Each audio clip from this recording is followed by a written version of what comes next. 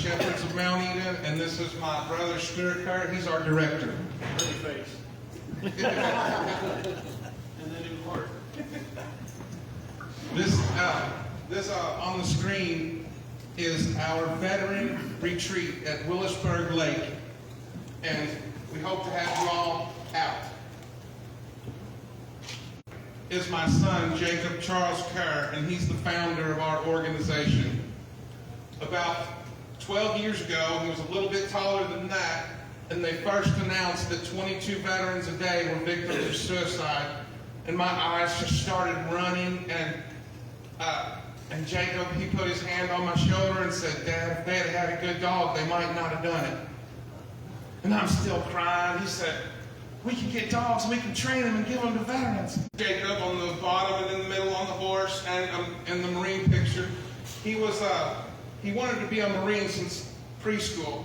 Ever since he found out, first in, last out, he exercised push-ups, sit-ups all of his life. I'm going to be a Marine. And then he got to 4 years at ROTC with the Marines, and every year he was the leader of the class because he did the most physical fitness training in their allotted time. So all the other Marines had, when they saw him, they had to stop and salute when he passed. He was a great Marine. And then see right here. This is the first picture is us training. I'm holding the other German Shepherd at Duffy's Training Center in Indiana. And then on the other side is where we're being trained from Dave, the dog man. And then and in the middle is we do funerals for veterans that don't have any means to have a funeral. And Jacob would go in first, and he would hold a salute over the casket. I'm so proud of him. So he would hold a salute through the entire service, and then Stuart would get up first and do the opening prayer, and then I would, as the chaplain, would read a page full of Bible verses saying how great warriors are to God and all these things about war and about the soldiers. And then and we were on hero number 116, and Jacob was murdered. We kept going, though. We kept going. We changed it to the Jacob Charles Kerr Award and kept going in his honor. Hopefully when I come talk to your place. So we have over 200 of Jacob's friends, because he was my minister and he was also to a bunch of his friends. So we have over 200 of his friends that do cleanups with us. We have these signs on Breckenridge Lane, and we regularly clean Hikes Point. And we take the sign and everywhere and go all over the country cleaning. We clean waterways. We just got back from Florida doing a lot of cleaning, the St. Johns River and the Crystal River. So we do a lot of service work in memory of Jacob Kerr. So next is, these are our founding dogs that we got started with. The first one is Lieutenant Alexandria and then Colonel Emmanuel. And then next is Lieutenant Alexandria as a puppy and then Colonel Emmanuel as a puppy. And then on the top is Lieutenant Louis, we call her Louis. So on the top, that's just showing the focus that she was trained to have. And then below is Lieutenant Alexandria and then Colonel when we got here, and we trained them together. We keep them separate let them play for 20 minutes or so every few days during their training. Once they're fully trained, then they're part of the family. And now this, I just want to talk about a couple of veterans that we all, because their stories are so great. This first one, Barry, he's from the 101st Airborne. He's a night stalker attached to a Cobra helicopter. And he went in to recover a Cobra helicopter, and they filled the ravine with gravel so he could reach it, and they forgot to layer it with water, and his truck rolled over and broke his back and his neck. He was number 220 that we awarded, and we're taking him on, we do these General Schwarzkopf inspired adventures, and we're taking him this spring to, well, when we first start working with a veteran, we ask them what their goals and dreams in life are that a good dog could help them achieve, so we can find out what we get the right drive, ability, personality to make a perfect match with the dog. And one of his dreams and goals was to go snorkeling and deep sea fishing And so Stuart had the idea of, we're going to get a big lake mat, like that you float on a party mat, and cut a big hole in it. We're buried, he's a quadriplegic, so we're going to put him on the mat. We already take him and go places. We're going to put him on the mat, and where he can put his snorkel in the hole down at West Palm Beach, where Stuart and I always go, and we're going to drag the mat over the reef where we swim every year. And then we're going to take him deep sea fishing, and Stuart knows some deep sea fishers. And then we're going to take him deep sea fishing. And then the General Schwarzkopf inspired adventure, finally, we're going to a Miami spinal clinic center that can do a new procedure where they remove scar tissue from his spinal cord and give him more freedom and mobility. And once they see that he's just been deep sea fishing and snorkeling, that might sway them to give him the procedure. And then the next hero is Sergeant Lynn Cassidy. He was in the Vietnam, that top picture of him holding the black puppy. He was a Vietnam sergeant, and then his son followed in his footsteps and became a Marine and went to free tours, and he got damaged really bad in Baghdad on his third tour. And then when he got home, he wanted to be his happy-go-lucky self again, so he kept going to the VA trying to get help, and they did the best they could to help him. And they had 19 different medications in his bloodstream at the VA, and he committed suicide in the VA parking lot. The picture below is with him and his wife Carol. She's a doctor, wonderful people. They have a 50-acre berry and fruit and berry farm in Baghdad, Kentucky. And a lot of time, when we first went out there, we do this with everyone. We went there to bring in his dog, and we find out what their needs are, because we can fix anything real quick. So we're finding out what their needs are, and they said they've been sponge bathing for months because their plumbing was high out of the kitchen, and there was a stage built in the bathroom with a shower and everything up high, and they couldn't go up there anymore because they were afraid. They just turned 80, and they were afraid to go up there anymore to take a shower. And then Stuart said, we could just cut the floor out and dig it out and put all the plumbing under the ground. And so we stayed, tore all the bathroom out, dug it all out, put all the plumbing under the floor, and then we came back and put in a new shower stall and redid the whole bathroom. And while we were there, we found out that he has a dog. It was that old picture of him and his wife. And he said, and he keeps saying, we've had 5 dogs on this farm. So I just kind of felt like, wow, we were 4 dogs short on this award. And then a miracle happens, like miracles with every award. And on the top right, next to Lynn and his daughters, this gentleman behind me, he called us out, someone that works at his factory. He had to move to Europe and then to Asia, and he didn't want to put his dogs through the long quarantine process because it's really damaging. So one of his guys who works with us said, I know these brothers that can help you, and they'll award them to heroes. So we went out to meet the dogs and evaluate them, and just as a miracle, in Baghdad, Kentucky, he was less than 1 mile from the Cassidy family. So once we saw how great and trained and wonderful his dogs were, we just got them together, and now they're all family, and now the Cassidys have 3 Jacob Charles Critter Awards. And then the bottom 2 pictures is a veteran wanted to come home he was dying in the hospital, and he wanted to pass away at home, so they contacted us. We went out and see that umbrella over the top. Just in like less than 3 days, we used that for the sun, and then it came at night with Stuart's truck lights, and we built a ramp for him to come in and out, and he got to spend his last 2 months at home. So we like doing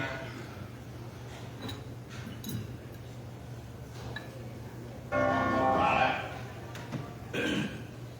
Okay, this short video is just some veterans. You can go back and look at our webpage and read. These are amazing stories. You would not believe the heroic things that each one of these that we awarded them a dog for. It's unbelievable, the heroism. And except one, there's a child in here that his dad is a Navy hero, and then and he's leader of the Boy Scouts in Virginia, and they came to us because his son, that you'll see his son in the picture, he had 5 open heart surgeries and a heart transplant, and they came to us for a dog because they needed a dog to train at our Virginia trainer. to do CPR. So we sent 2 German Shepherds there in case one washed out, and it did. But one learned to do CPR and goes everywhere, within church, everywhere. So we have all kinds of medical alert dogs out there. Now I'll show you this quick video, and then we're halfway. Right outside of this small church town, there's a gold dirt road to a whole lot of nothing. Got a deed to the land, but it ain't my ground. This is God's country. We pray for rain, thanking when it's falling, 'cause it brings a crane and a little bit of money. We put it back in the plate. I guess that's why they call it God's country. I saw the light in the sunrise, sitting back in a 40 on the muddy riverside, getting baptized in holy water and shine with the dogs running. Saved by the sound of a pin found as you whistle in the wind, rather get you heading down. The devil ran out of Georgia, but he didn't stick around. This is God's country. We turn the dirt and work until the week's done. We take a break and break bread on Sunday, then do it all again, 'cause we're proud to be from God's country. I saw the light of the sunrise, sitting back in a 40 on the muddy riverside, getting baptized in holy water and shine with the dogs running. Saved by the sound of a pin found as you whistle in the wind, that'll get you heading down. We know and love all these people, plus there's 350 total friends that we have that are heroes. And this is some more sunrise pictures of our Veterans Sanctuary. And again, we hope to get you all out there with veterans. And there's so much to do in the sanctuary. It's teeming with fish and birds and wildlife, and just being in this environment kind of does something to us. You know, being in nature with the trees and the leaves.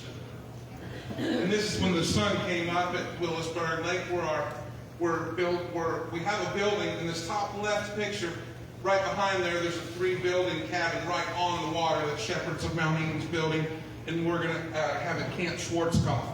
And so there's 22 boats out there, and 4 of the pontoon boats we have access to take veterans on, and they're ours to use. So, and then below on the bottom is the deck where we'll have all of our parties, and right to the left of it is the 3-room cabin, the Shepherds of Mount Eden cabins.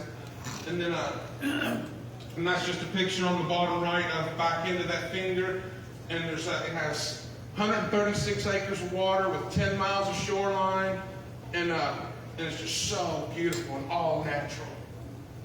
And on the top right is our Shepherds of Mount Eden Daytona Cape Canaveral.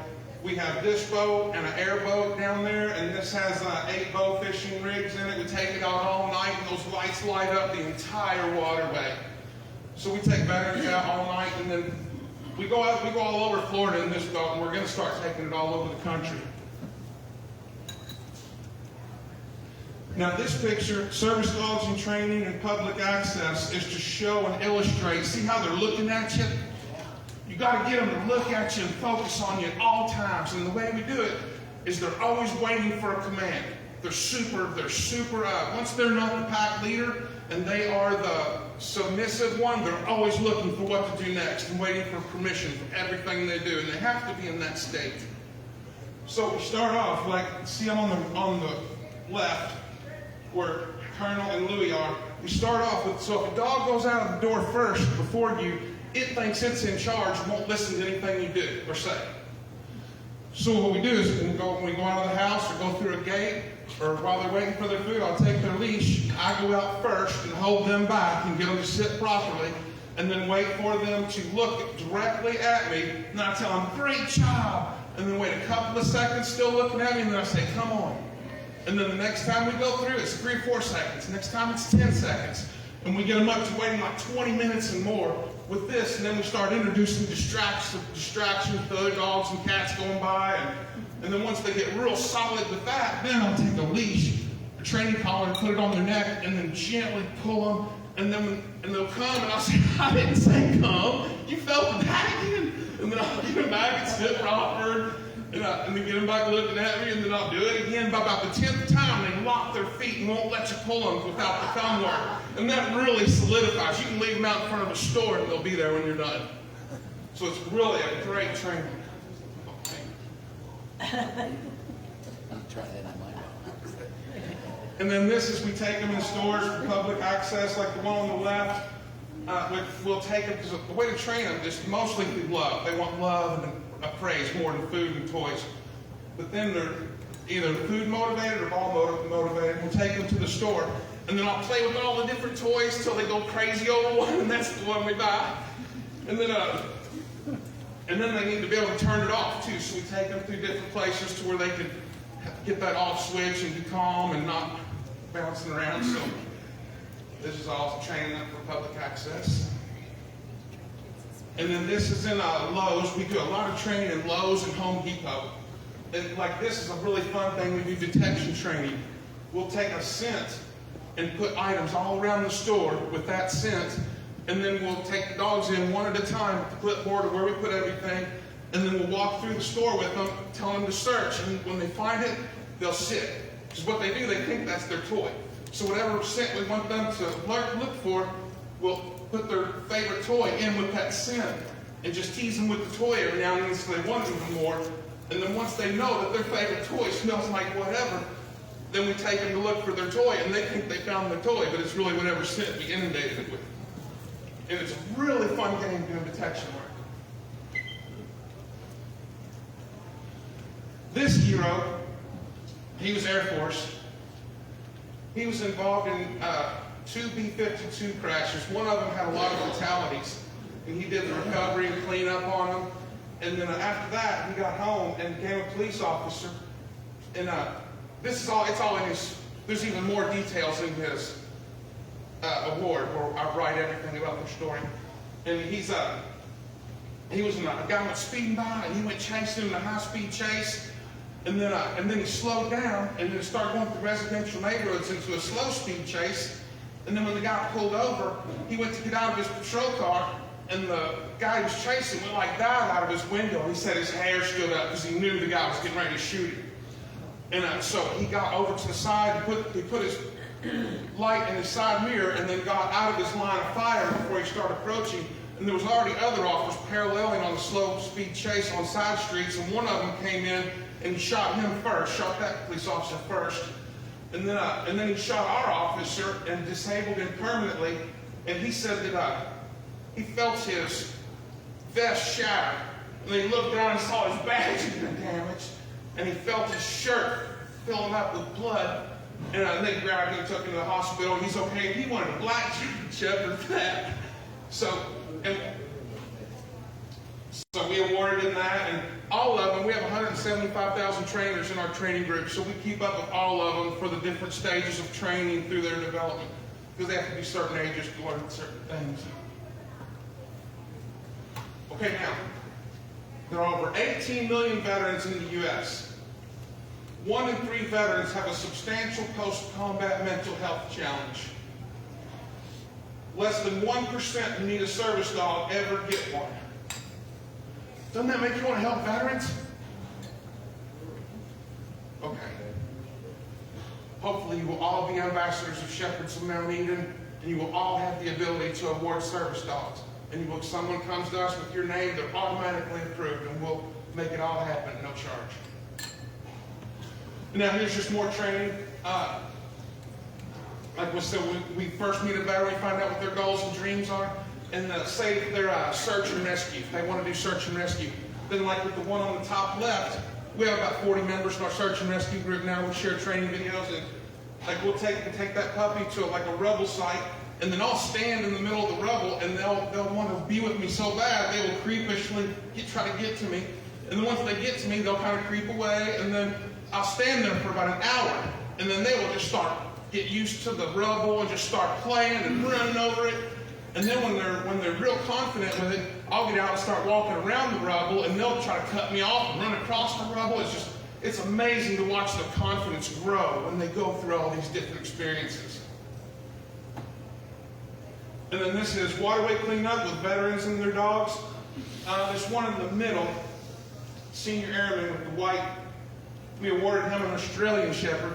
We first awarded him we gave him a bunch of German Shepherds to pick from, and he picked this one. And then his condo association said, you can't have a German Shepherd here. But normally I would have went and spoke with them, said this is covered under the ADA and it's not a pet, and they would have been okay with it. But just to try to keep the peace, we had this little fluffy Australian Shepherd, and I showed it to him, and he said, I want that. So we didn't have to bother.